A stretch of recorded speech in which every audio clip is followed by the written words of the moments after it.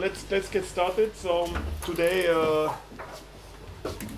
let's get started with the subject of stopping. And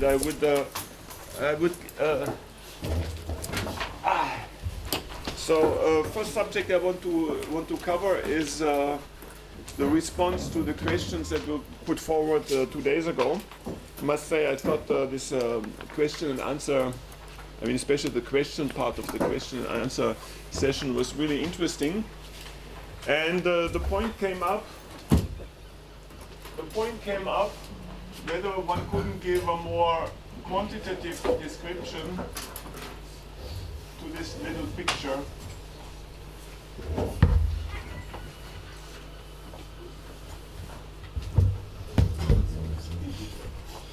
That I have been defending for a long time, and which is the following, that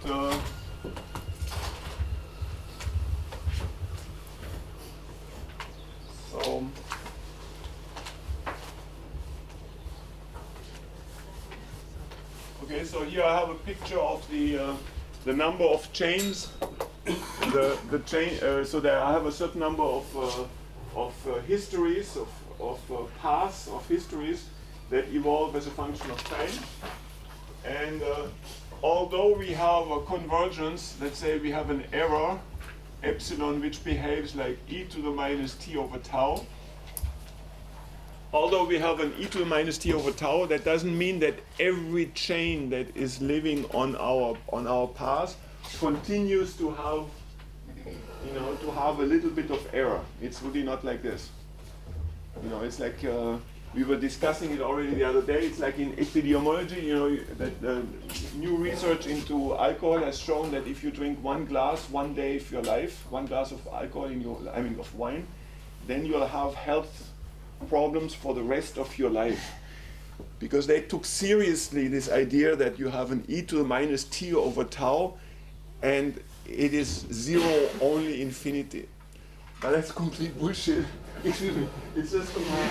It's kind of complete. I mean, it's not anyway, but it's complete bullshit because as we will see, a Markov chain is losing completely the memory of initial conditions, and it is in complete equilibrium. So I was trying to make, after the discussion where I gave a not so good answer, I was trying very hard to find a better answer, and here it is. So let us have a Markov chain described by a transition matrix P. So I hope we have even those of you who are not into the little example programs understand that P of x and y is the probability to go from x to y. There's no pi in there. It's the brute de décoffrage. It's the brute algorithm that is encoded in this thing. And we said, you also notice that I'm very careful, or I'm trying to tell you that you have to be careful with the two properties, irreducibility and aperiodicity. Okay, so remember a transition matrix, but you can translate this into physical dynamics. I'm just calling it a transition matrix of a Markov process, but we are doing stochastic dynamics. So an irreducible transition matrix is a transition matrix that can, after a certain time, go from any x to any y. So this means that for all x and y, there exists a time t such that p to the power t xy is strictly larger than 0. That's an irreducible transition matrix, and we only consider irreducible transition matrix, and these are those matrices that in our computer programs where we compute the eigenstates, systems don't separate into two independent. So that you can go from x to y all the time, but the t can be dependent on y. But if it is in addition, it is aperiodic. So I think we are running out of. We're running out of these puppies here. So now, if it's aperiodic, then there is a t such that p of x, y is larger than 0. There exists a t where p of x, y is larger than 0 for all x and y. So this means that there is a time at which the transition matrix to the power of t, which is the matrix product, right? It's t times the matrix product of the of this transition matrix. So this is p of t x y is larger than 0. So now what we can do is we can pick a time r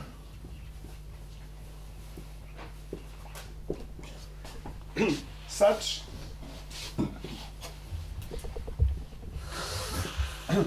it is larger than 0. Okay, so now let's run our Markov chain, which doesn't mean that in the time r we go from x to every y. We just have the possibility to go from any x to any y. And in particular, so if that is true, then this is fatalement, it means the following, that p of r of x, y is larger than some small number delta times pi of y. Pi is the Boltzmann distribution, it's the stationary distribution. Okay? So what this means is that you can have the transition matrix larger than 0, and then you compare it to where you want to go to the Boltzmann distribution. You put a small parameter, small number. You have a small value, and then you have it like this. And that's the same delta for any x, y, or not? Yes, okay. it's exactly. Thank you. So then you have a. So then so this is fixed for all. So take a p, and this p is going to be like this. Now. Sorry. Yes. So that means that it exceeds a number that, I mean, you have to imagine that in the sort of limit, or?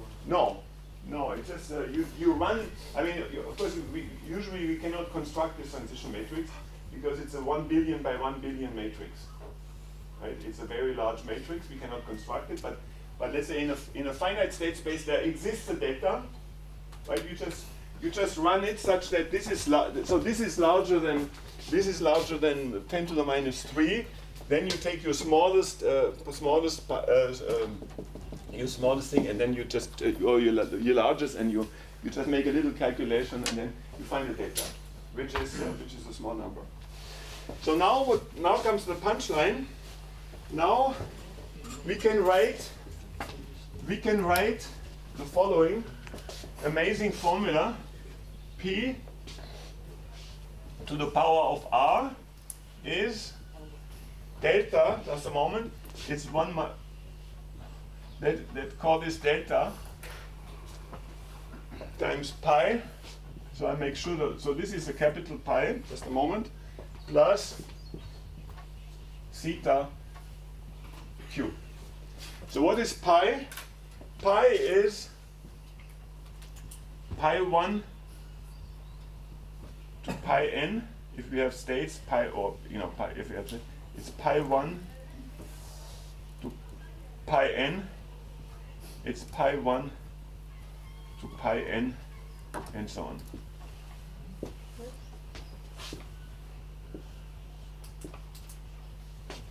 So what this means is, now let's look what is this matrix. So because this is a positive matrix, and this is a positive matrix. And 1 minus beta is equal to delta. Now let's look at what this matrix is. Let's take a state 0, 0, 0, 1, 0. So we start on xk, on x is equal to k, by some position. So it's the kth position. So we start from this configuration. And let's see what if we apply only the matrix pi, what it gives. Well, you just apply this column to it, and it gives. So it's this. Let's say this is pi 0, pi at t equals to 0, which is this, and we apply it to pi, and this leads us to. Excuse me. That leads us to pi 1, pi 2, pi n. You see that? That is the matrix that brings us directly into equilibrium.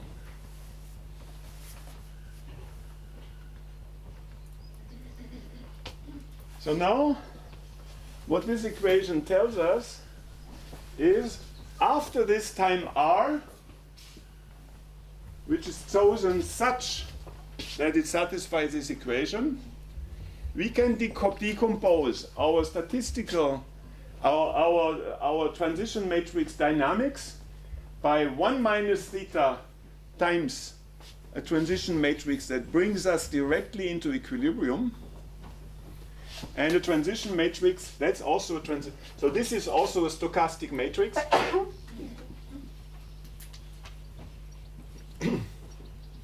So you see it here. So if this is a stochastic matrix, then the sum of rows, right? The sum of rows, it's not a doubly stochastic. That, you know, we are not just doing stochastic matrix.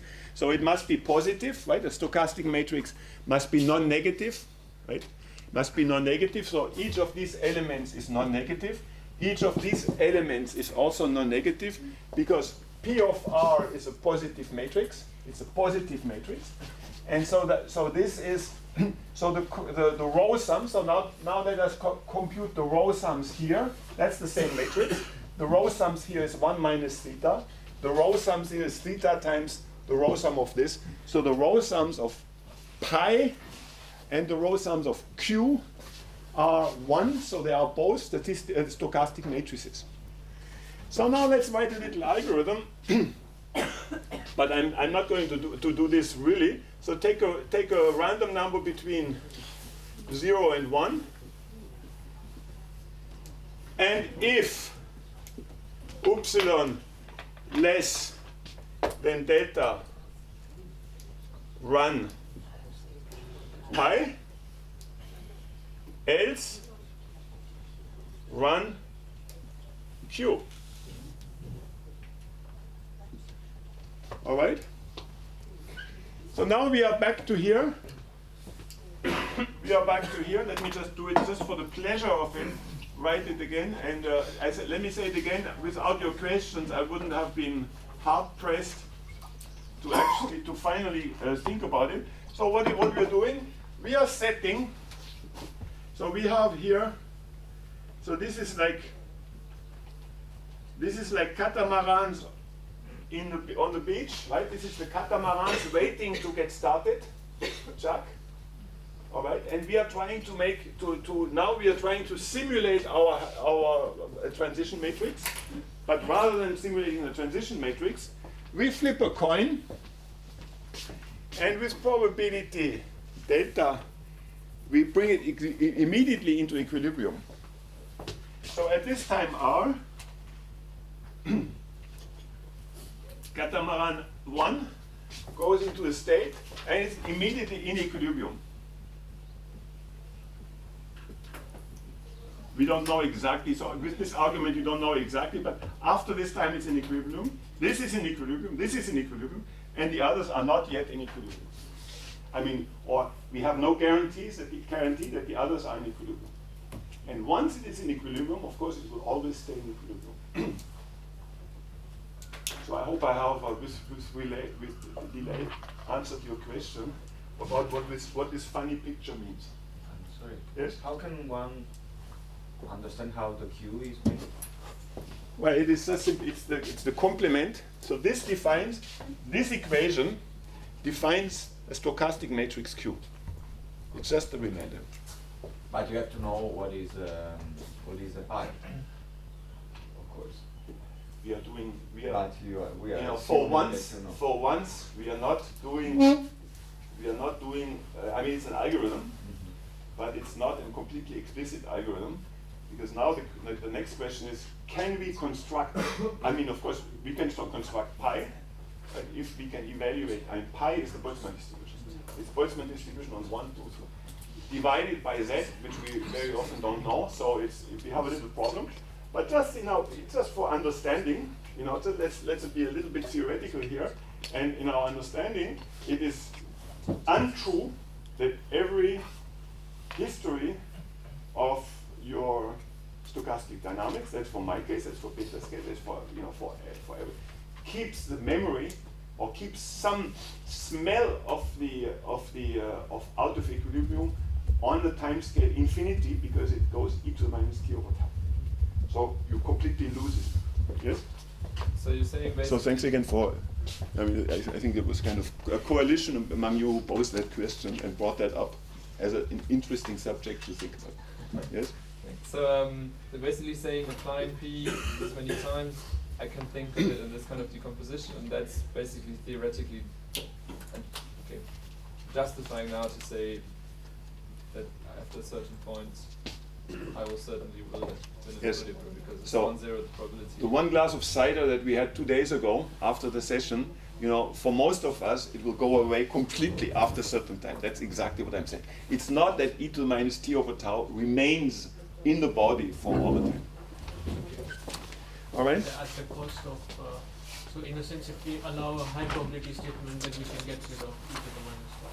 If we are, But because, you're saying about the high probability statement, but I'm also saying that, we are simulating individual chains.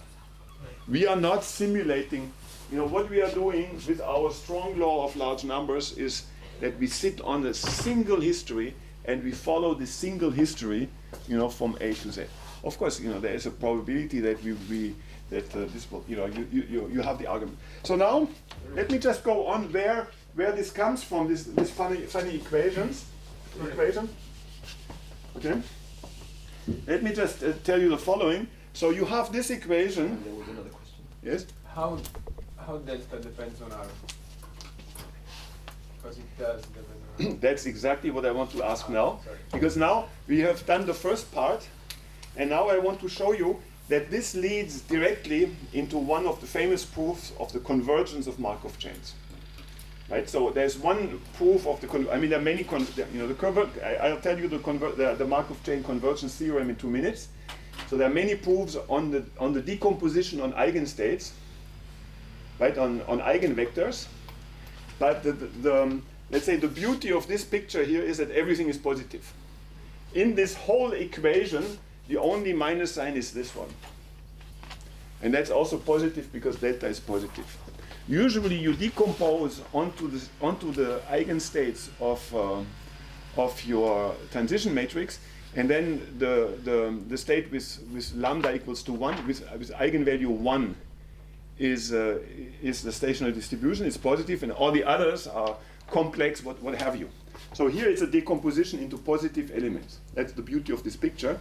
And as you already kind of sensed, there must be a second story to it. So because you can prove, and I'm sorry for once, not to give you the proof, you take P of R, and now you take this to a power of K. That's what you want to know, right? Right? That's what you want to do, right? You want to compute the power, and it is easy to show that this is given like 1 minus theta to K, to the power of K of pi, plus theta of K times Q. And this leads in 3 lines. You can look it up in Levin et al. All of this is on the on my website, and I know you can. So this in 2 lines leads to the convergence theorem. That's called the convergence theorem of Markov chain. The max of x to the omega p P of t starting from x minus pi total variation is less than a constant times alpha to the power of t. So that's the celebrated convergence theorem. I mean, of course, you know, you can always say I know it because you know, because of Frobenius, you know. But I mean, let's say, you know, you can also go into detail. So here we have a way of, by decomposing the matrix into positive elements that that shows us how Markov chains actually converge. So now I want to do just 5 more minutes to explain. So can we actually compute this?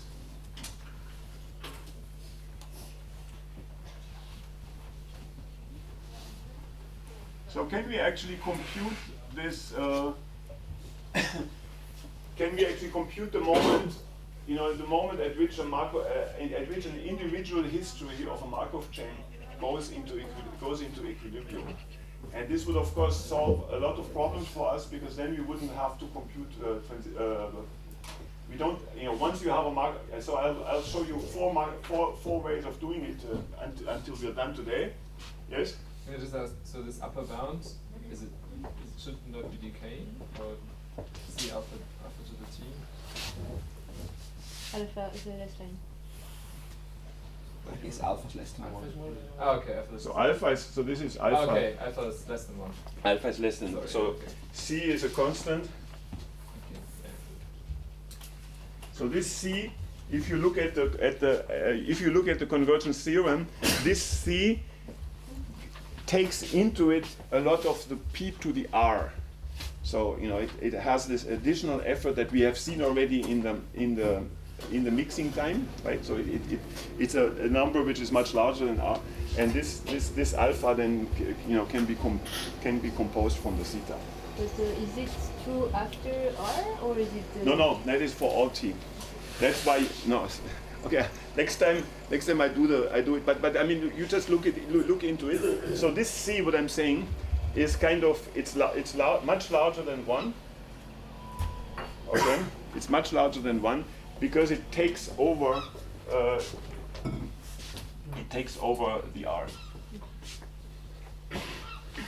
So now, but let's say take-home message is the one of our little race of the catamarans here, which are completely in equilibrium. So yes? why are there no high powers of Q in the PR to the K?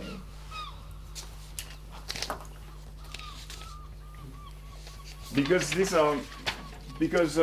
let's say because pi square is pi, you know, and then you can. I mean, it just comes out. It just comes out like that. It just comes out like that.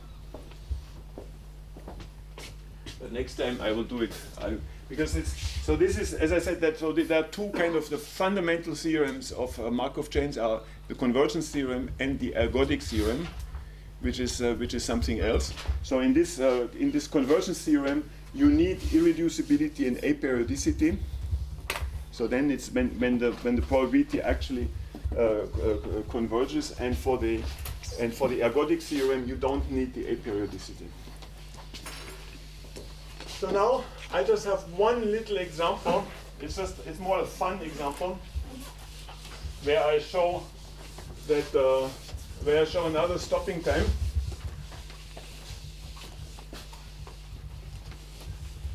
And I do it again without proofs, but now I have an explicit argument, because one of the questions was also 2 days ago. Don't we have a stopping time for the simple diffusion? Don't we have a yes? But so if we are running as like a single instance of a Markov chain, for example, how do we know that we have reached it? That's the question of whether we have, that's called the strong stationary stopping time. So that's the question of whether we can know it, right? Whether we can know this time. So one more general way that we have learned is the way of going to negative times and doing coupling from the past. So that is much more general. And three of the algorithms I show you are coupling from the past algorithm. So they use coupling to from a single instance to get you towards an equilibrium state. And now I just have a curiosity. Stopping time. Yes. To test that we've reached this equilibrium, can't we also take some time window and compute the time averages to see that? Because after it has reached equilibrium, it should also then satisfy chordicity, right, with respect to the. So if we look at the time averages, shouldn't we see like a jump? Yes, of course, we have lived, or we will continue to live even if we don't have a stopping time, right? I mean, then we, as I said before, Markov chains is a science and it's an art, right? So you look at your running averages, and then you write your paper. Then you write your paper, right? And just a day, but because you're a careful person, then you continue to run your Markov chain, and then once just before you submit the paper, your running average goes through the roof, and then you ask the question: do I have a bug, or was I just in a metastable state? So here the question is really: am I in a metastable state, or I'm actually in equilibrium, right? So that's an extremely difficult question to answer. So now let me just give you, because I was thinking, in fact I was looking up whether it was whether there's a stopping time, and let me just do the algorithm. So let me do the procedure. I call it procedure here always.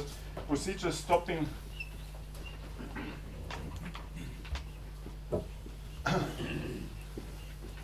So this is on my website now, and the algorithm is the following. So you have a cycle. In fact, you have the end cycle. I just give you a funny looking algorithm, and you start at position x equals to 0. You start at position x equals to 0, and now the following. So now I'm constructing. So we're doing the random walk.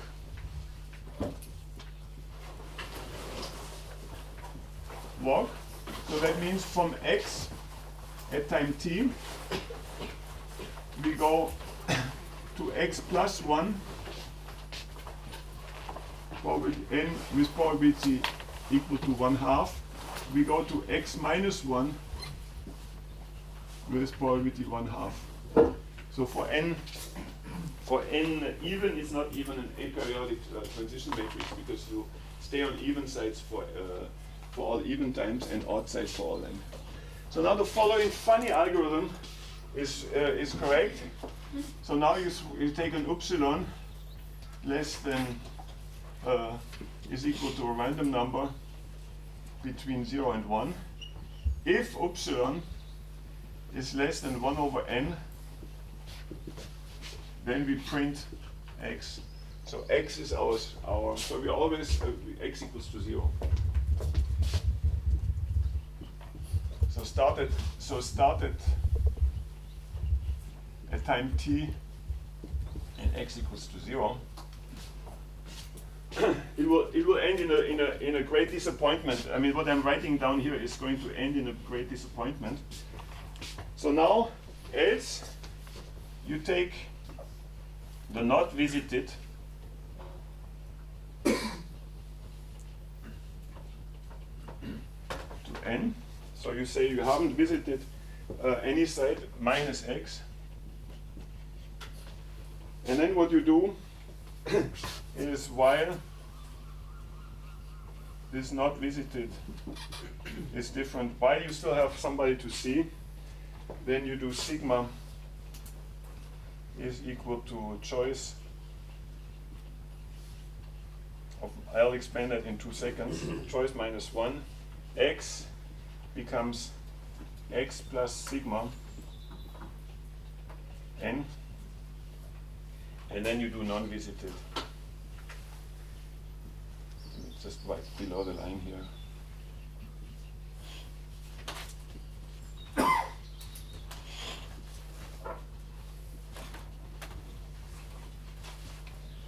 Okay, and then afterwards, at the end, you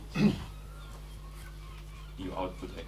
So what you do is, you start here with probably 1 over n. You start here and stop here. But then what you do is you go to the left or to the right, and you knock out your sides. You knock out the sides, you knock out the sides, you go back. You knock out the sides, and the last one that you knock out, so the last one that you visit on your whole graph, is a perfect sample.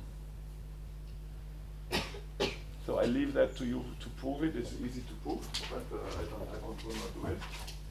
Okay, so it's kind of really amazing. You see that?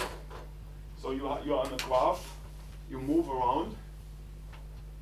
After a certain time, it's called the cover time. After cover time, you will have seen the last one that you haven't seen, and that's a perfect sample.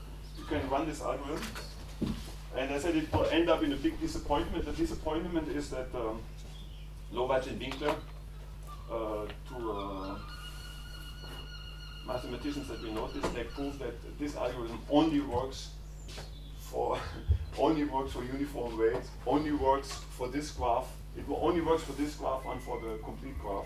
It doesn't work in general. So now we are frustrated. So we have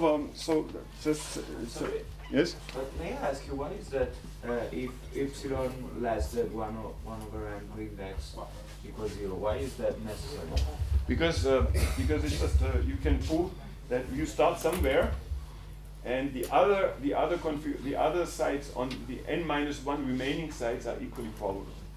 I mean, you start with probability on side number 0, and you take it with probability 1 over n, and all the others are equally probable. But let's say what I'm saying is that's what the generality. So I was asked how general are these stopping times, and that's approximately where stopping times stop. So we are back to the single, the best method to use this algorithm, which is the coupling method. And I show you 3 examples now. Yes? So basically, it requires knowing the probability for. It just works for this is uniform. This is for uniform. Exactly. So you could just. I mean, of course, it's pointless. That's what I'm saying. So of course there was big excitement. I mean, there is still big excitement in stopping times. This concept, part of the second Markov chain revolution, was introduced in the paper with the shuffling by Aldous and Diaconis, but it's very difficult to put into practice. But it is still kind of important to know theoretically that this exists. So now let's do the following, and just a little bit in connection with what I was explaining, what Peter and Leonie was explaining. So there was a lot of so everybody finds the simple symmetric exclusion process worthy of our attention. We will not stop there, and I will show you a coupling algorithm that is perfectly practical for that moment, for that algorithm, for that problem, for which of course we also have a direct sampling algorithm. What was the statement? Of Lovac, like that this algorithm, or a version of this algorithm, only works for the cycle and for the complete graph. So you could ask, what could we find a perfect stopping time on a general graph with the last points? But of course, let's say even the approach of this algorithm is is bad, because this is an algorithm that will stop once it has seen all the graphs, all the vertices in the graph, which means it stops after what is called the cover time. And this cover time is n to the n. It's much larger than the mixing and relaxation times that we are interested in. But isn't this a bit overkill? Because usually if you do Metropolis, you can stop before you visit all the state. Yeah, that's what I'm saying. So it's not what we are not interested in algorithms that have to go to the cover time to give you a result. Cover times means the time at which you have covered all the vertices on the left. So let's do the following. Let's do coupling in the SSEP.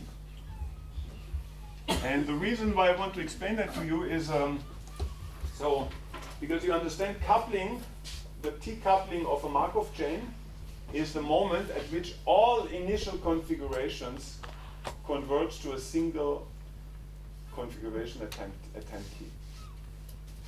So now this works very nicely in the case of our diffusion on the lattice of 5 sites, because we have 5 configurations and we check for the 5 configurations that they all coupled. And now we go from the diffusion on 5 sites, we go to the SSEP. And now I want to set up an algorithm where I can show that all the n to the n configurations have a couple to the same configuration. How do we do that? Okay. So we do that with the following algorithm. We do what is it called? It is called SS. Just write it like this: coupling dot pi. So that is the algorithm. And the way I will do this is we introduce an ordering between configurations. Let me do the following. I'm doing it directly in the algorithm. So I have a configuration C low. That's the way it is written in the program. And it's the following. It's Chuck.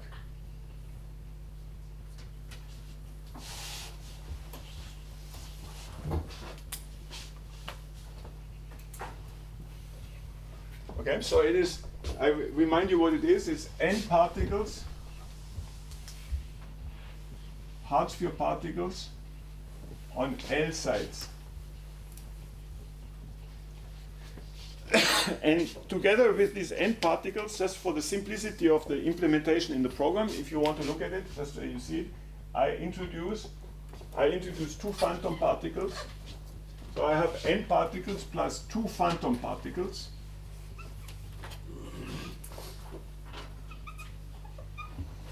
On L sides, which is 1 to L, and I put a phantom particle at 0 and at L plus 1.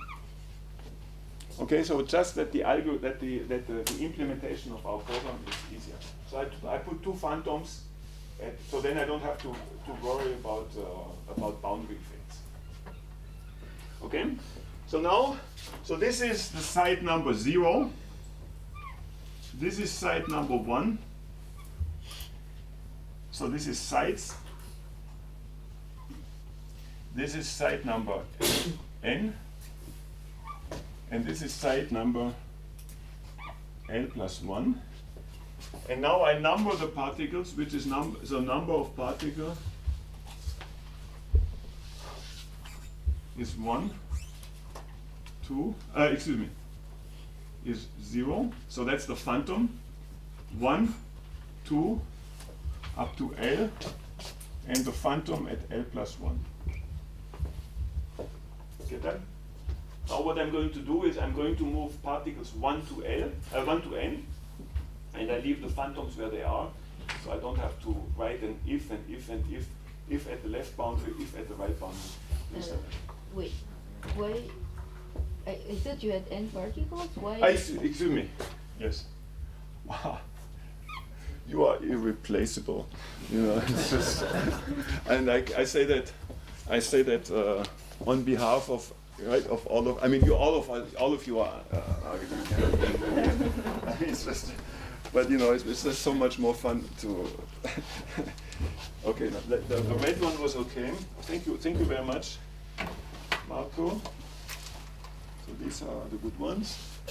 All right, and now I start. So that's actually written up like this: C high.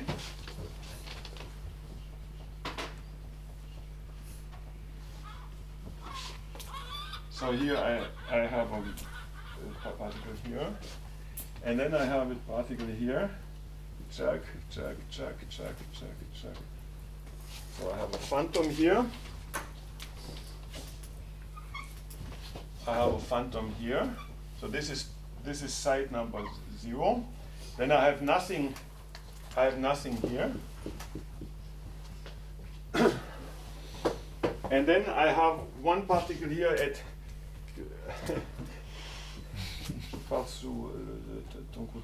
so this is L minus n plus 1 in my humble opinion. And this is side number L. And here I have particle 1, because I need it now to n. So this is number of particle, and this is lattice size.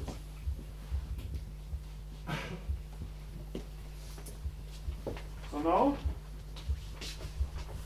okay, so I have one configuration with all the particles to the left, and one configuration with the particle to the right. And now I say that C low is smaller than C high, because for all k I have position xk low is smaller or equal to the position xk high.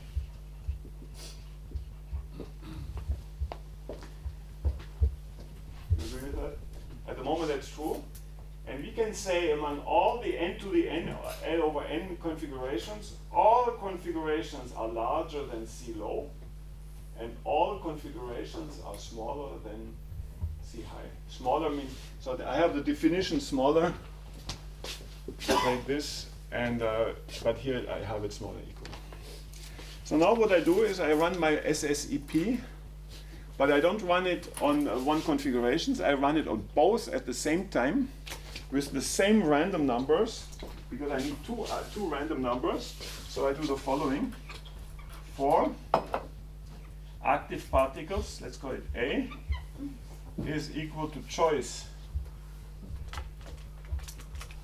Yeah, let's do it like this. And yeah, choice. The choice between 1 and n, so the phantoms don't move, right? They don't come into our rooms. They just stay where they are. No, I said do the following. A is equal to this. Sigma is equal to choice between -1 and 1.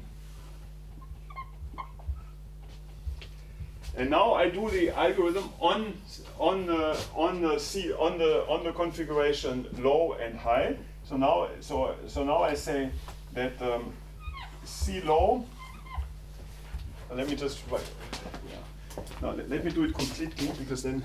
So what I'm doing is I'm picking particle number 2 here, and I'm picking particle number 2, and I apply or whatever. So this is the same. So I'm using the same algorithm, the same random number for which particle to move, and I move it with the same sigma in both copies. So for example, like this, I write the line like the following: if C low, configuration low, of active plus sigma is not equal to C low of active plus sigma, alors C low of active is equal to goes over into C low of active plus sigma. So I run and I do this for the low and for the high. And then I have okay, you see, so what I'm just doing, you see this on my website. It's really easy. So I use the same number. So the particles are numbered here according to this. I do it for the same number.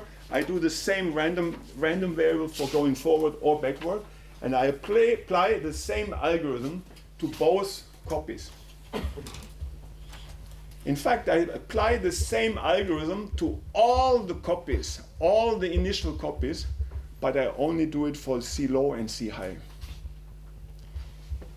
And then comes great surprise. If configuration C1 at time t is smaller than C2 at time t, then it follows that also the configuration C1 at time t plus 1 is smaller than t plus 1. So this program runs forever on my, last night it still ran forever, I mean it ran for almost forever, and each time this would have been, that would have been violated, you know, it would have turned the lights on, would have wakened me up, sent messages, you know, music would have played, you know, the whole thing, there was a completely alarm. So if this is violated, then wake me up, because what I'm going to talk to you, tell you about next morning is going to be wrong. But I slept like a baby, and so this relation was is satisfied. It's easy to understand why it is satisfied, right? You understand? You follow what I'm doing? So I'm having one so for example here, I'm moving this to the left, right? But I mean, of course, I'm not moving 1 to n, I'm moving just 2, but this was smaller than this. And so if I'm moving, it will remain smaller. Now it's the same, so the only case you have to study, now let's take configuration, let's say this is k equals to 2. In the low and in the high, it's like here. Now in both cases, I want to move to the left. But k minus 1 is smaller in the low than in the high. So then I move this one more easily up here, then I move it here. If they are the same, then it's okay. They cannot, so this one cannot be higher than the other. So that's a little algorithm. You understand the algorithm? Where's C high in this thing in last Here.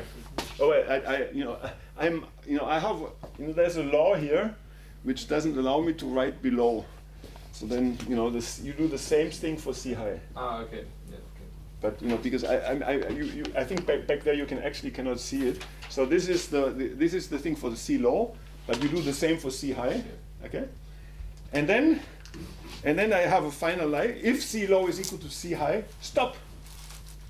And this gives us, you know, so if they are the same, then stop. That's the coupling time. That's the coupling time for the entire sample space omega to couple into the same configuration. Sorry, I don't understand the last line. What is written here? The last line. What are you doing? So what I'm doing is the following. So it's just one line. So here I have configuration. So let's say that's low. That's configuration low. And here I'm moving k. And here I have, and let's say sigma is equal to -1. Okay, so if sigma is -1, and then I'm saying is if configuration k minus 1, so I'm trying to make this move of k, if k minus 1, so if C low of k, or you know, that particle, or let's say A, but A is a number, it's k, it's you know, it's 17. So if particle 16 is not at the position of 17 minus 1, then do nothing. But then if it is the same as 17 minus 1, then do nothing. Otherwise, Okay, it's just the fact that if there's someone. so if it's here, if k minus 1 is here and k is here, then just move it from here to here. So that's just shorthand writing, one line writing. So if it's like this and this is the octave, then do nothing. If it's like this, there's a little bit of space, then move it to the left. Or move it in direction sigma. And the point was that you can do that in one line without ifs and else if, and with boundaries. That's why I have the phantoms. Phantoms are very useful because then, you know, it just cuts down your problem. So the phantoms at 0 and n plus 1, I never move them. Yes? But do you understand? I mean, I think it's breathtaking that we can actually arrive. So this algorithm runs. It runs on the website. You know, it runs on your pocket. You just run it, and it will stop exactly after n cube log n steps. After 1. I think it's 1.0 n cube log n. Basta. It stops. But it fluctuates. Of course. Yeah. No, exactly. Yes, so very impressive. I mean, let's say that, you know, you run it a few times, Yeah. you know, Yeah. and then it stops because the whole configuration has come. The whole space has come. And sorry, and the last red line there. That's It's called the monotonicity. that's smaller than equal, or I mean, they can go. No, it's. I have a definition. A configuration is smaller. Okay. I mean, it's okay. you know, so it's. I'm not. So I'm still. I should call it smaller or equal or something. They have some. So what it means is, this defines a principle which is you cannot compare all configurations with each other, right? Some configurations are neither smaller nor larger than other configurations, but every configuration is smaller than C low. Is larger than C low, and every configuration is smaller than C high. So it's called a half order, and you have in this space we have a half order, and this half order is like, you know, is like so you have two extremal configurations. These extremal configurations will run, they will fluctuate, and at some point they will come together and will continue to make their journey all through. So it's called monotone coupling. Can I just check? I'm going to put something. The A and sigma are the same for your low and high update. Absolutely. Okay, that's important. I Not guess. even for low and high, everything. for Okay. all the L over N configurations in my system. So I'm doing, but just so if I forget that I have two configurations, what I'm doing for the single configuration is exactly what I did 2 days ago, computing the mixing time. Right? So if I run it only for one, if I marginalize that in the modern language, then it's just the Markov chain of yesterday. So we are having some real strong result here. So yes. So there's something I don't understand. So if when you have just let's say one system that is diffusing in configuration space, if you say how long I have to wait how long I have to wait such that this system goes exactly in this configuration, this takes a super long time. That's the cover time. Yeah, exactly. Somehow this instead is much faster. So Exactly. using the same noise gives some, speed Exactly. up and attraction Exactly. to Exactly. So that's why I wanted to show this first algorithm on the cycle, where we go to the cover time. The cover time is n to the n. Is n to the n. It's incredible. We never want to do that. So now we are at the time. You see it here. You know, I have an enormous sample space, and I can show you. I mean, the program that is on your computer shows you that after n cube log n, check all these configurations come. But so in this case, you have for the set, so you can really find this boundary, like the state configuration, the boundary. But is it possible to generalize? You know, that's. Complicated? I was. You know. Okay. Now I pay you. You know, I told him that I would pay. No. If he asks this question, because that's the cliffhanger to my next example. Right? That's We my- agreed on it over breakfast. But we agree exactly. So you know. So now now I have to pay you a drink. But anyway, Carlo, you are just all of you are such great company. So no, because then you say so what, right?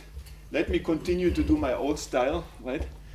I mean, there are monarchists even in France, right? I mean, they still want to go back to the old system. Not everybody accepts the revolutions as they take place, and then they get challenged in European elections. Anyway, so now answering Marco's question, I had to show you algorithms that also work in general, not in complete generality. That's impossible. If I had a coupling algorithm for the 2D Hubbard model, I would probably skip my own lecture and write the paper, right?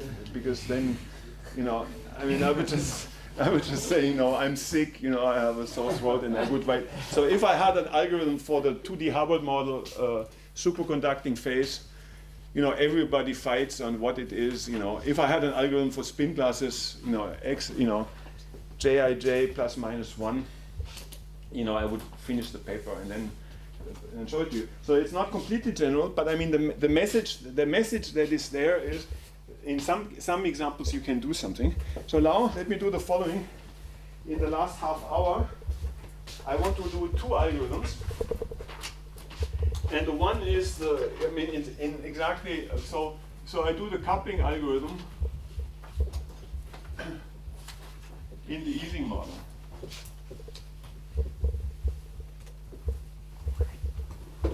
Right? So Leonie was, you know, it was not, you know, you thought it was worthy of this audience to talk about Ising model, right? So I can do it. No, what I mean is the following. It's a simple model, right? We should be doing, you know, we should be deconfinement. Should be doing deconfinement in the quark-gluon plasma or something like this. But you know, just before doing that, let's do the coupling algorithm in the Ising model. And then, because I have a 2-point, then you have to do another, and then I have the final algorithm. So the algorithm is the following.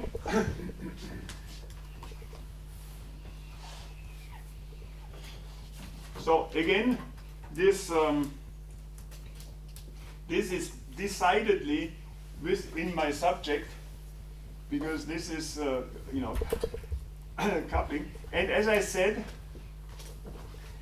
then as a practical computation or whatever, practical theoretical physicist, then sometimes you have to make, you know, you have to make compromises, but at least there are some guiding principles.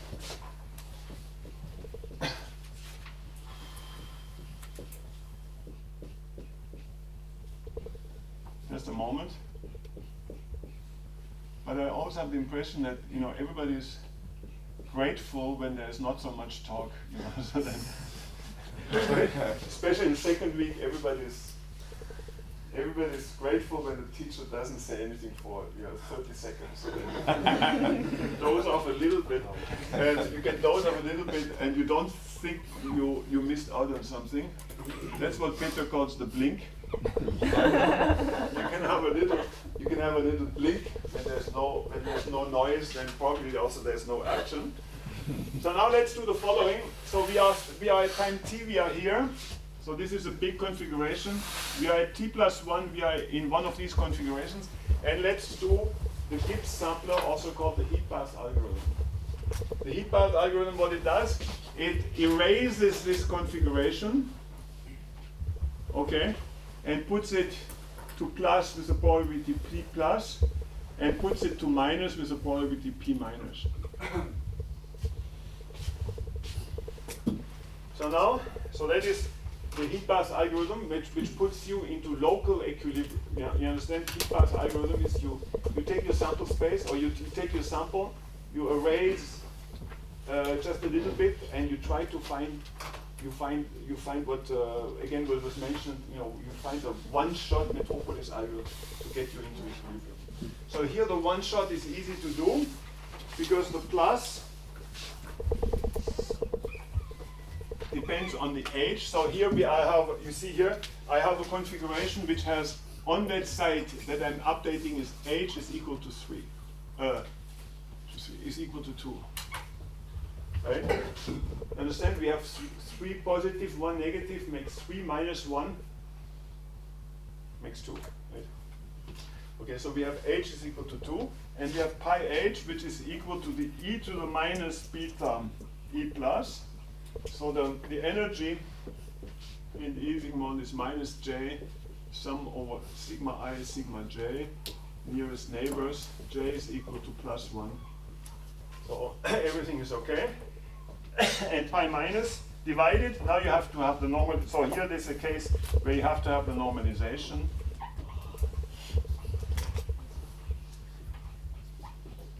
And p minus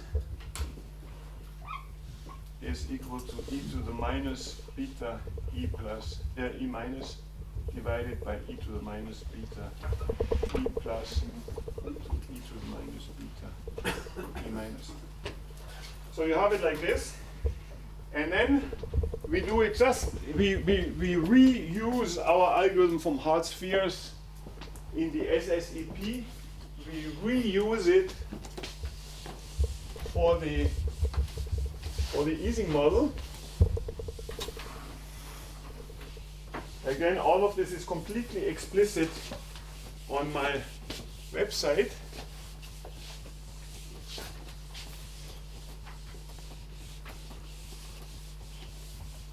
But I'm still missing one question, right? But so you please think about the question that. So this is one divided by 1 plus e to the minus beta. So E plus is pi plus. Excuse me? E plus is pi plus.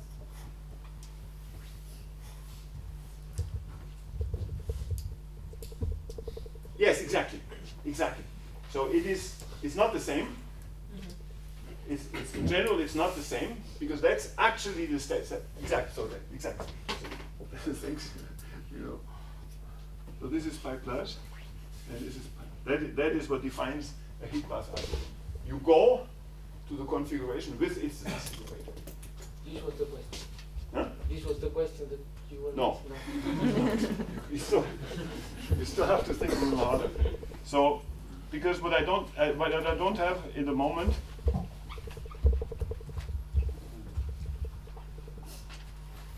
Sorry. Yes. What is H? I mean. H is the magnetic is the molecular field. It is the sum. H is the sum over the sigma j.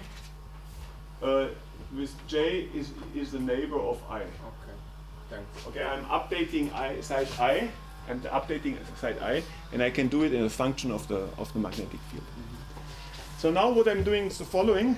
I'm writing a little program, as I kind of like to do it, as you've noticed, right? I do an Ising coupling.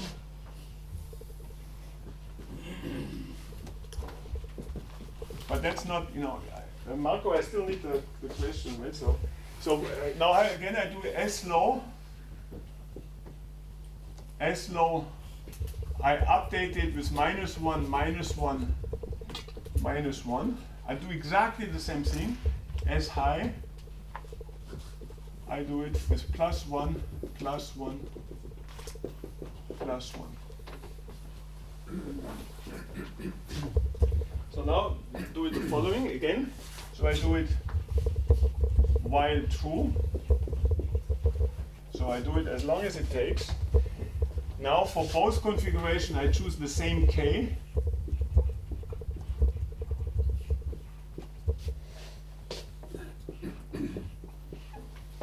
And for both of them I use the same random variable, upsilon.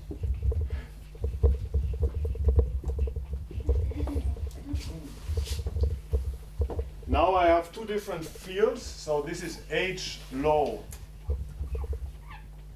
is equal to the sum over L is out of neighbor of K, it's the same, S low of L, and H high. There's going to be a miracle in 2 minutes, in 2 seconds. Sum over L out of neighbor of K of S high. So now what I'm doing is I'm computing the configuration. I'm configuration on the side that I want to update. I compute the molecular field, H high, H low, and H high. And then I do the following. So this continues up here. So now I do the following. I set S low to -1. But if upsilon less than 1 divided by 1 plus exponential of -2 H low, then I do S low is equal to +1. And now I have enough space. Is low okay or? Huh? Is low of the K that you chose, right? The K spin. I choose update. Yes, exactly. Okay. So that is the H on the K spin. Okay, so that's but I wrote it like this. So it's really like this, and S high I put it equal to -1, except of if epsilon less than 1 over with H high. Then I do S high +1. So now I'm already at the end, because again you can check that. So now let's do a little plot. This is a plot of epsilon and of H, and you can convince yourself. It goes like this. So this is 0, this is 1. This is where I have to put the spin to minus, and this is where I have to put the spin to plus. So initially, so that's a perfect algorithm for S low and for S high separately. But now let's see the following. Let's see the following that. So if I'm making, so I use the same epsilon. So I'm at epsilon like this. But I have chosen a certain epsilon, and I do it to minus and plus. And using this, let's put it this way. So now we define an S1 configuration is less than an S2 configuration if S1k is smaller or equal to k, smaller or equal to S2 of k. Okay, we call a configuration is smaller than another configuration if all its spins are smaller or equal. You get that? I'm comparing configurations, and I'm saying that if I have a configuration, let's do it in 1D, and this configuration, I say this configuration is larger than this configuration. But these two configurations have no relation between them. But every configuration, again the same game as before, every configuration is larger than the minus, minus, minus. Every configuration is smaller than the plus, plus, plus. Now, supreme surprise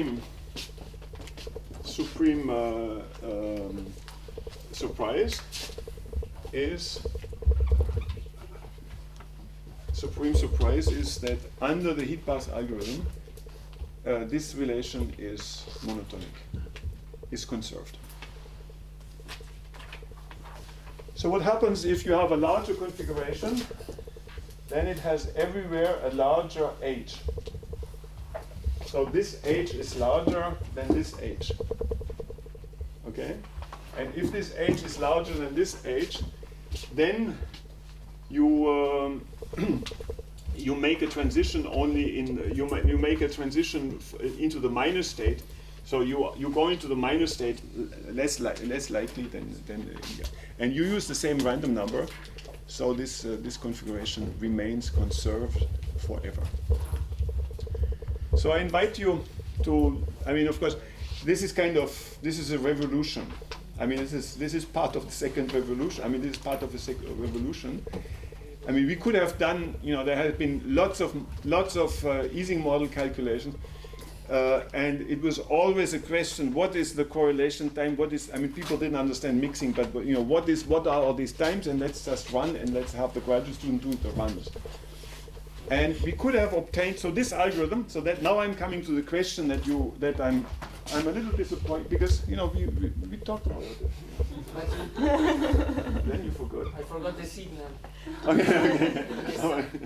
No, the question is, so now we have a coupling algorithm, but as you understood from my little 5-side problem last week, that the fact that they couple doesn't mean that it is a perfect sample.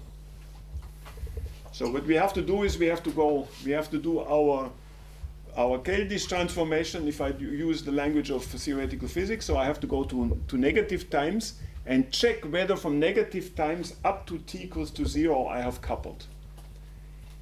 And time was a little short, so I haven't put this program yet on the website, but it's completely easy. It's completely easy to write. So these programs allow you to obtain perfect samples, Ising model, or any Ising model or SSEP. We can use the same coupling from the past. We can go to details again. So this gives perfect sampling. So for the SSEP and for the Ising and many other models, this gives perfect sampling. Perfect sampling using, and you see this, if you are interested, you see that in the work. It's called always, I always have this version CFTP.py. The .py means it's a Python program, and CFTP means coupling from the past. So once we have a coupling algorithm, we can go coupling from the past. Yes? The question, but it's not the one that Yes. we agreed on. That we agreed on. So for SEP, it's n cube log n. Yes. For Ising, it should depend on temperature. Yes, of course. IPC, Yes, of course. And there is a... Yes, of course. So what you can show, so this goes back to a groundbreaking paper by Thorpe and Wilson. What you can show that if you have monotone coupling, so that means if you have some kind of order, and you have one largest configuration, one slowest configuration, and the conservation of the order. So what is happening is, let me just put it in a picture here. So here you have time. Here you have magnetization is equal to minus n. Here you have magnetization equal to plus n. And these pictures, have been drawn. Let me just do it. I have one more algorithm then later, so you have to bear with me.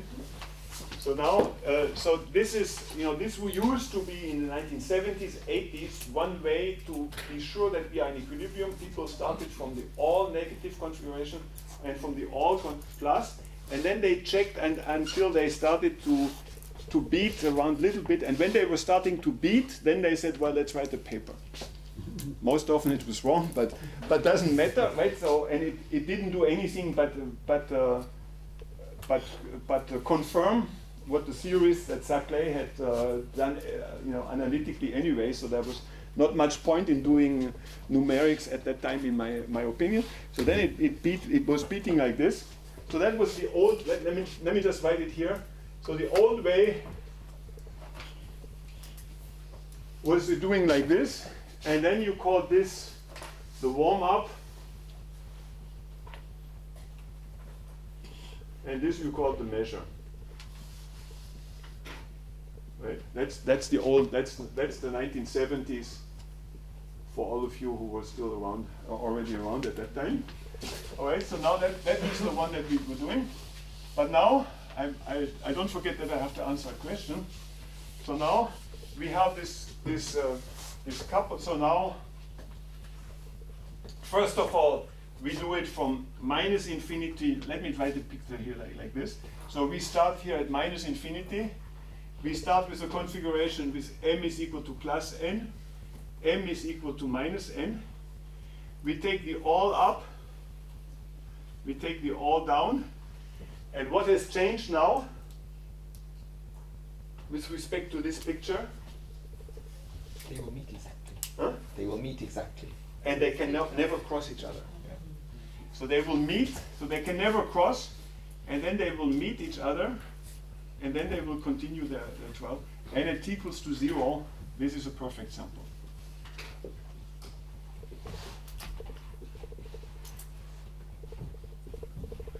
And it's not only the all minus and the all plus that are meeting, but all the 2 to the n configurations inside, they all meet at some moment in here. So you just need 2 shepherd dogs to keep it. So under this configuration, if it's like this, for monotone coupling, and I'm just passing a lot of theory here, means that the T coupling is smaller than the T mixing times log of a length scale L, and that is, how many under how many configurations can you diffuse? So here it is 2 times n. So the length of the interval on which you can diffuse, and the magnetization can diffuse is 2n, and so then you have, this gives you that the maximum temp is L, and that can be replaced by 2n. Yes? Does it not occur sometimes that you have got this merging, but you didn't do anything special? It means that you were not smart, but you obtained nevertheless this merging. Yes. Of course. You don't use the same epsilon. Yes, but then if you don't, exactly, so if you don't use the same epsilon, then you can go away again, right? So here it is, and once you've merged, you never go back. Yes? So for the LC model, it's known how decoupling and mix depends. It's essentially the same. No, but for example, at TC, we know how so it's yes. goes. So it's Martinelli, right? It's so this has been proven to gory detail in some sense. So it is n log n above TC. It's exponential n below TC. And at the critical point, you have the dynamical scaling, which is the only exponent that renormalization group theory doesn't get. This you will derive or T mix. Well, I think it's there is no cutoff. There's no cutoff. Yeah, there's a little bit of cutoff. This has been done by so then this has been done by Sly. So it's very recent, relatively recent papers. There's a small change in T mixing and relaxation, but in some sense, what you have above TC, you have fast mixing, so n more or less n log n, and at you have algebraic mixing at the critical point, and then exponential mixing below. So now the last thing I want to do in the 10 minutes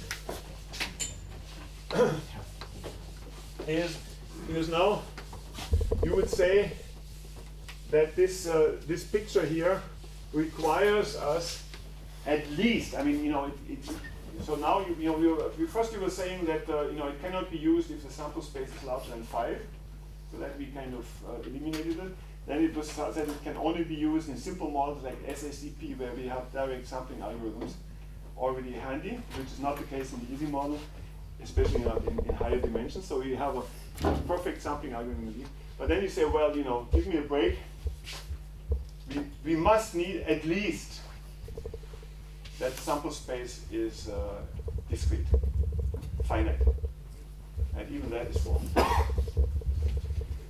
Even that is wrong. So now let me show you. So now we get it's not as strong. The results are not as strong. But what I will now end up with is with an algorithm. So the story is the following. So so this will be the first hard sphere algorithm. Hard sphere. For the German speaking, it's not hard sphere. Which is national. Something else. It's something that is not. I was always wondering, why does nobody want to work with me on hard spheres? And in German it has this connotation of unemployment insurance, right? If when you drop out of unemployment, then you get 600 euros, and it's called hard spheres. Anyway, doesn't exist anymore. Doesn't exist anymore. Okay, so then I'm waiting for a new influx of people. So now what I wanted to show you is an algorithm, really providential algorithm for hard sphere systems. I go for little details. It's also on the website. And now, using this, what I'm showing you in 10 minutes, we've understood that it's also that it has fast mixing. So we can show fast mixing. And it's kind of completely, it's completely backward thinking. What happened is now we have algorithms for which we know that they are fast mixing. And then one of the most beautiful papers that has appeared recently is that, well, if the algorithm, so what I'm going to show you is, if it's fast mixing, then it must be in a liquid phase. So it's kind of, so we have a proof that the algorithm converges fast, and we can show that in this little time, the algorithm can never construct a crystalline phase, for example. Can never construct a phase with long-range order, or any long-range or any order, must be exponential. So we have very strong results on the domain of validity of some phases, just because we know that this algorithm that I'll show you is super fast. So let's do the following. We haven't talked about hard spheres. It's probably the only 2 week sequence in my life where I haven't talked about hard spheres. It's like Lent, right? It's just before, like the time before Easter, you don't eat the meat or you don't drink alcohol for 40 days. So now I haven't been talking about hard spheres, which is my big passion. But now I change it. So now what we're doing is the following: we have spheres in a box. Let's just take 4 of them, and we have a sample space, which is the sample space of configurations. And we have a pi of x1 to x4, which is constant if legal, and is 0 else. So we have the same weight for all configurations. So that is the original. So I'll maybe have the occasion of telling you a little bit more in the near future. And so the algorithm that one can use, so the traditional algorithm is the following: I number my particles,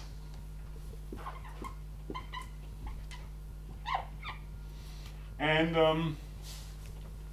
then what I do is I take a random particle and I move it in epsilon in some region, and I move it to here. And you understand the algorithm? So I try to move it. If it can move, then I move it to where it can, and if I cannot move it, I stay where I am. Is there any question of what the metropolis algorithm for hard spheres is? So I have a configuration of spheres. Take one sphere, I move it in some kind of symmetric way, same probability to move up than to move down. But if I generate an overlap, then I stop and I make a rejection. Okay? But just, manifest yourself. And so now what I'm doing is I have a program here. I have a program on my website. I didn't even write it down.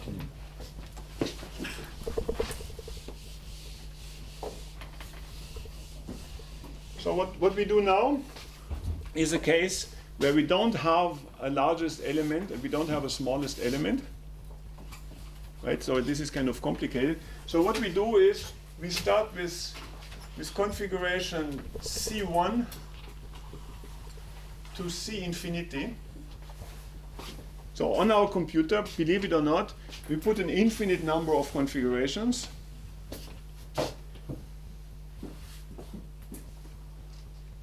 In fact, that's what we were doing in some paper a long time ago. And then our friends from mathematics explained to us how to do it really. That's what I'm going to explain to you. So we take an infinite number of configuration, and we take the metropolis algorithm.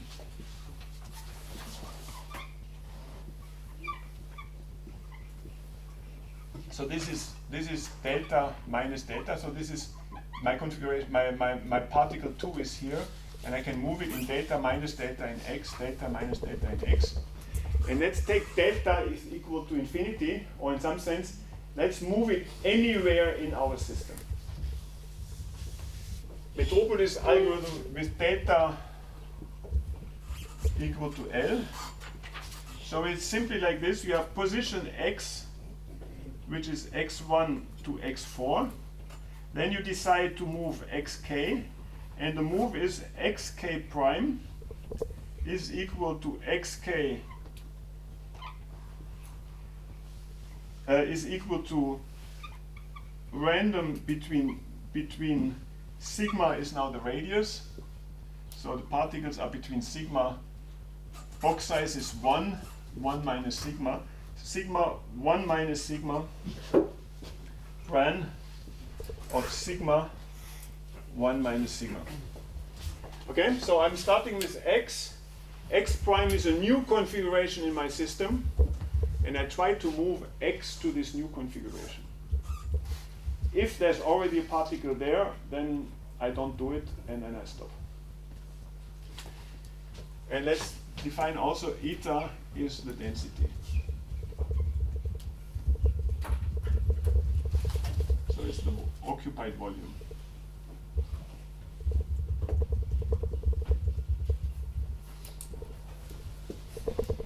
Okay?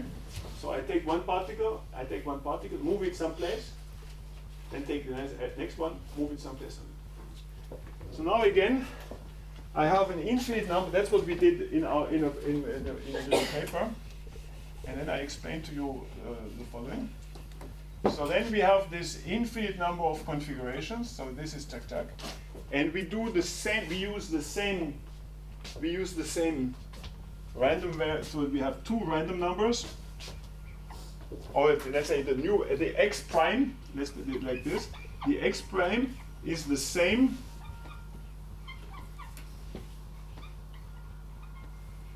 for all copies.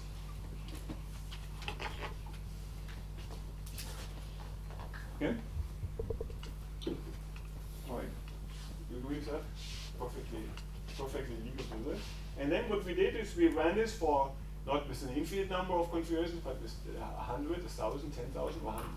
And we noticed that we were also having coupling. And then our friends told us how to do it really. It's the following. I'm showing you the algorithm. It's a principle called path coupling.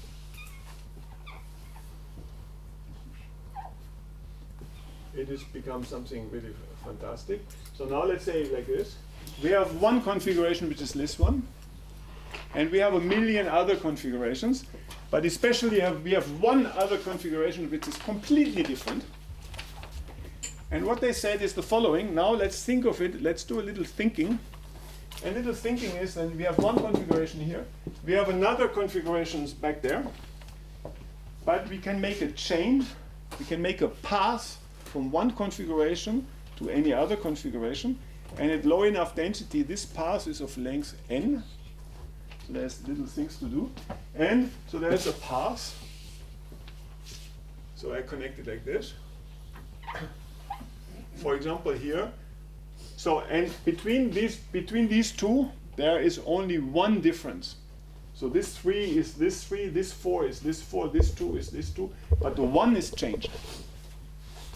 And now here I can change part in the configuration 2 and so on and so on. So then after n steps here, I arrive at a completely different any other configuration.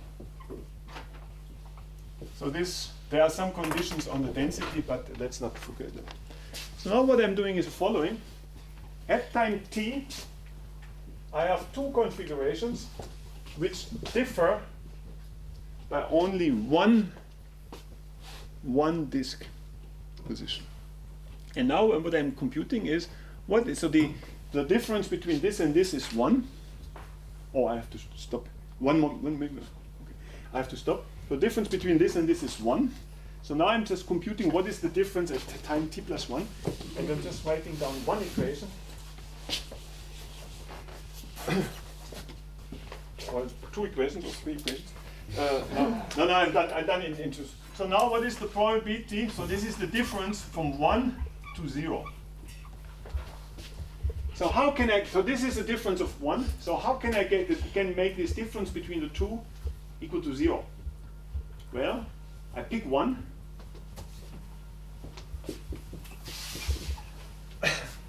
And I pick 1, and I put it in the free space. So the free space, you'll see it like this. I cannot put the 1 here. So if I put it here, then it will overlap here. I'll keep it. But let's say I have a free space. I cannot put it here. I cannot put it here.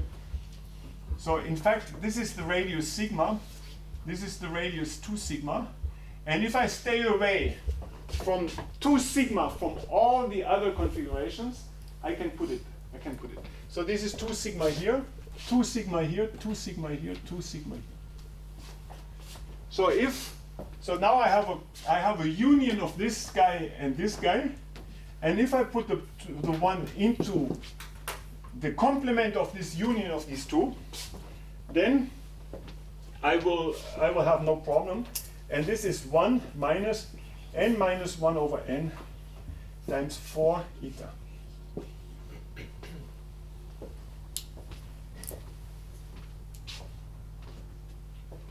No, it's the union is the same. So this is the same. This is the same configuration. So it's 1 minus n minus 1 over n to 4 eta, this is the density, which is the occupied space. So it's 4 because I have to compute 2 times sigma. So the radius is twice. You understand? It's 2 sigma. I cannot put the particle here, but I cannot put it here either because it will overlap. And the same is the probability now from 1 to 2. So this is smaller, this is larger than 1 minus, so this is the equation. So the probability from 1 minus 2 is smaller than n, let me put it here, n minus 1 divided by n times 8 eta divided by n. Why is it 8? Because now I'm moving, so I can make it from 1 to 2. If I take one particle, let's say particle 2, and I put it in the neighborhood of here, right? Then I have two difference between the two. And then in this path, I would have to put in one more. So now we have an equation. So I take n going to infinity, and I have an equation. Let me just do it. Then I'll shut up for the day. 1 minus 4 eta. Isn't that beautiful? Look at this. So I'm computing is 8 eta divided by n, chug, which means 1 is equal to 12 eta, and this means eta is equal to 1 over 12. So for a density less than 1 over 12, this algorithm will reduce the distance between neighboring configurations and will coupling. So this is a path coupling argument by Babi and Dreyer. So it's very, very famous. Has been much improved. I'm giving you just the simplest version, and it shows us that even in a continuous sample space with an strictly infinite number of configurations, and in contexts which are as difficult as a Hartsfield system, we can find a coupling. We can find coupling. So now what happens is just what Julio was asking. So how does the coupling time compare to the mixing time? And it just happens that at low density, the coupling time is just like the mixing time. And then there's a critical density in which the coupling time goes to infinity, and the mixing time stays where it is. So we still have work for a generation and for new revolutions. But with this, I thank you for your patience. And well, thank you. And so that was the part of stopping and coupling.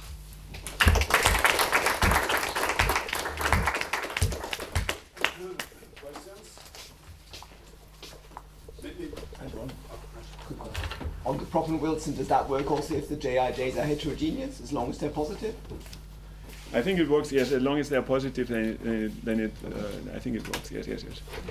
And then, of course, we tried to make it work for the, my dream is still solving spin glass problem, and there you have a dynamical phase transition. You have a stupid, annoying, unpleasant, and enerving phase transition, dynamical phase transition, where the coupling time takes up. We can speak about it. It's really, so what it means is that the disorder that we have in our dynamics is a unifying concept if you apply the same disorder to the whole sample space. And then the physics kicks in at some point. In some configuration says, well, the disorder wants me to move in this direction, but the Hamiltonian says otherwise, and it doesn't allow it. So we were not so completely successful for our application with Ising model. But we'll continue to try and come up with fantastic algorithms later. And so for the Hartsfield case, when the coupling goes up with respect to the mixing, this is related to something that happens in the physics? Or No. No, because we are in a different sample space. The sample space is a sample space of a product space of what happens in two configurations. So that is previous generations of physicists were trying to find. I mean, this was kind of known. I mean, it wasn't made to any use, but it was known that something was happening, and people were trying to connect it to percolation. There's no relation to percolation. They were trying to connect that to thermodynamics. There is no relation to thermodynamics because it's in the coupled space of two copies. Okay, coffee time.